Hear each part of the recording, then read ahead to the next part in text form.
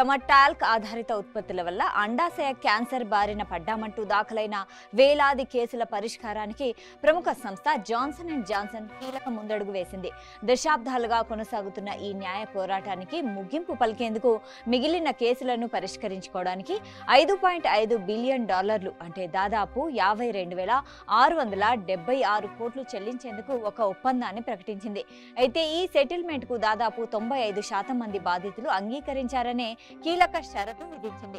ఈ ప్రతిపాదిత ఒప్పందం ప్రకారం 2027లో తొలి విడతగా $3 బిలియన్ వరకు చెల్లింపులు జరపనుంది. 2028కి ముందు ఎలాంటి అదనపు చెల్లింపులు ఉండవని కంపెనీ తన ప్రకటనలో స్పష్టం చేసింది. అమెరికాలోని ఫెడరల్, రాష్ట్ర కోర్టుల్లో పెండింగ్ లో ఉన్న టాల్క్ సంబంధిత అన్ని కేసులకు ఈ ఒప్పందం వర్తిస్తుంది.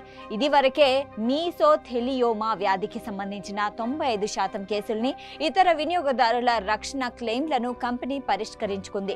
ఈ పరిణామంపై Johnson and Johnson worldwide vice president of litigation Eric Haas మాట్లాడుతూ, ఈ కేసులోని ఆరోపణలను ఎలాంటి శాస్త్రీయ ఆధారాలు లేవని మేము ఇప్పటికీ గట్టిగా విశ్వసిస్తున్నాం.